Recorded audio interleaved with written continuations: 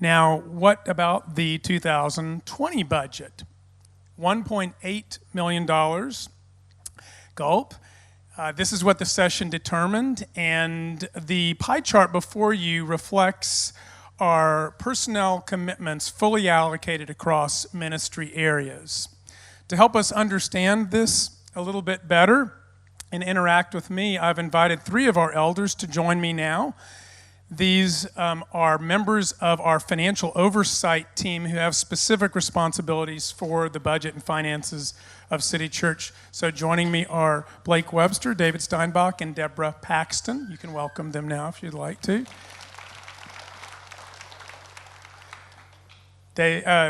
Blake, would you help us understand a little bit about 1.8 million? What are we thinking with that number? Well, thanks, Leo. Well, look, I think I can speak on behalf of the entire session and just say there's a lot of encouragement about things we're seeing at City Church. Not the least of which was the 2019 giving results that Leo just mentioned, but also increased attendance in 2019 as well as greater participation across small groups and our small group ministries here at City Church. So a lot to be encouraged about. As we thought about 2020 and the budget, we talked through and prayed through really stretching ourselves and being bold in that, and it was unanimous in getting behind and getting support behind the $1.8 million amount. And while that is a 16% increase over what we had budgeted in 2019, it's only about 7% higher than what we actually collected. And so, one of your big questions is probably where are those dollars going? And there's really 2 areas. One is mission, and the other is saving for a future facility.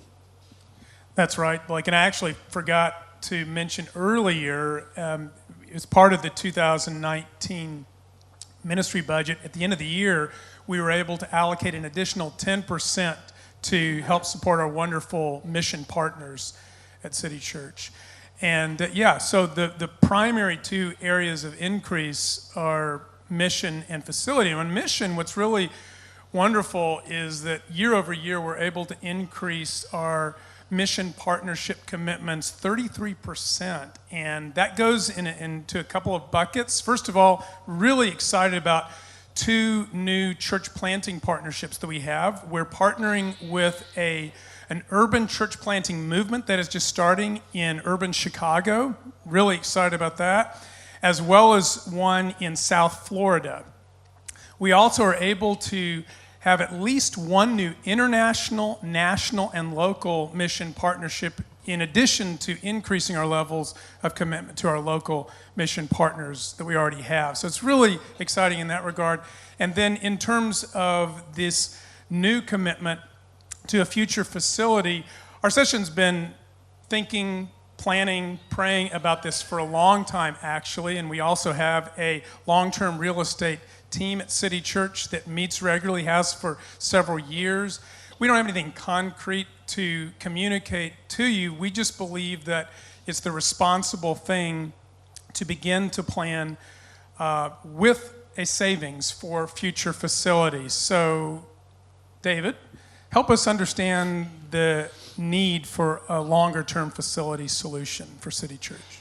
Yeah, I also want to echo what Blake was saying just about the discussion that we had, as a session, and then more specifically with the financial oversight team. And also I do want to add one other thing. A lot of us serve in our day jobs as financial fiduciaries for a lot of investors around the world, and we all know and feel the weight of that responsibility. And I feel like all of us bring that weight and thinking as we debated what we did, just what we're talking about right now on the budget of this body, because it's important. It's important to get it right. It's important to be smart.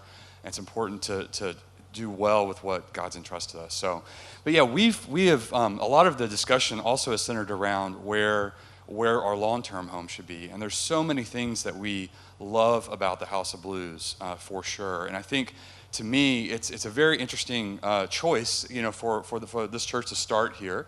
And I think it says a lot about the way we think and the culture we want to have and create, and how we want to be unique in the city of Houston.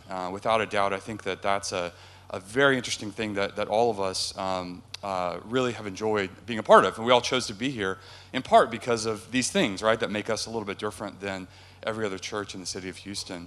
As we've been thinking about what's next, though, one of the things that weighs on us and just the tension that we live in is as the church grows, there are things like kids ministry, as an example, where there are some real tensions that are building, if you will, as the church grows and as we are asking people to drop their kids off here. And so many good things, but there's just some tensions that get created over time as the church grows. And so as we have thought about the future, things like kids ministry, but there's other things as well. We want to think ahead about our growth and think ahead about who we want to be as a church. And I think that we are thinking very much outside the box, if you will, for what to do next. And perhaps it's a lease.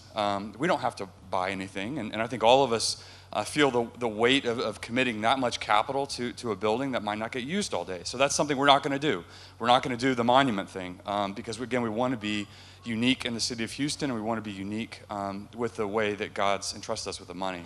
So we're looking at a variety of options that are some of them are outside the box, but something that does alleviate some of the tensions that are building as we grow. And so that's our overall vision and aspiration, and I'm excited to see what plays out. I don't think we fully know yet, but we know that we're going to do it in a different way and in a responsible way as well. Exactly. Thank you, David. I was actually interacting with Sarah McDonald, who leads our city kids, a couple of days ago, and just hearing from her some of the weekly constraints that she has in executing such an important area for children. So you might not feel it in here if you don't have kids, but there are serious constraints that we need responsibility planned for the future. But it's not just with children and with our city youth. There's a lot that we would like to do that we're unable to do because from the very practical standpoint, as wonderful as this space is, we only have it for a couple of hours a week on Sunday morning. For instance, I dream of a Sunday evening service, same service, but providing an opportunity for someone to come in the evening. We dream of other opportunities midweek to help people grow spiritually. More what I'd call side door access points for people who aren't as comfortable coming on a Sunday to a church service, but help dialogue with them and respect where they are with their questions about God and spiritual things. So for those reasons and many more, we think that the responsible thing to do is to begin to set aside a savings account so that we can be aspirational, as David said, and be able to move on something when it comes up. Because though this team has been in place for a couple of years, we've actually had to, even last year, pass on an opportunity that we really thought was a great solution for us longer term. We had to pass on it because we didn't have the resources in-house to move quickly enough. So, Deborah, welcome as well. And will you share a little bit with us about why this savings vehicle at this point? Thank you, Leo. I hope y'all are encouraged as we are about the financial health of the church. To be fiscally responsible, we do three things. First, we pay our expenses on time, and that includes the commitments we make to ministry partners because they count on us. And then secondly, specifically, we put savings aside intentionally when we're able to.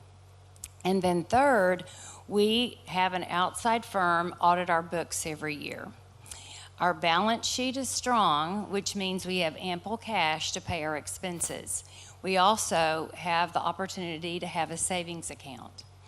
So much like family finances, where you pay your bills and then you save for the future, with this in mind, we really feel this is the most responsible way to take the next step for the mission of City Church. So thank you. Thank you very much. Yes, so again, just refresher, $150,000 from the 2020 budget is then allocated to this future facility fund, this savings account, if you will. And again, it is not because we're monument-based, as David mentioned, but it is aspirational. It is to maximize the mission of City Church and to give us the ability to move on something when it does materialize. I hope you sense how strongly our elders, and they represent the rest of our session, feel about this. It was unanimous. We invite you, if you're not already doing so, to participate in this mission called City Church, and even to do so by setting up regular giving. So if we want to make it easy on you, you can go right now to our landing page, citychurch.org, and there's a button there you can click to set up regular giving. Thanks again for listening. I know this is long, but it's important. All of us are available to interact with you further about this.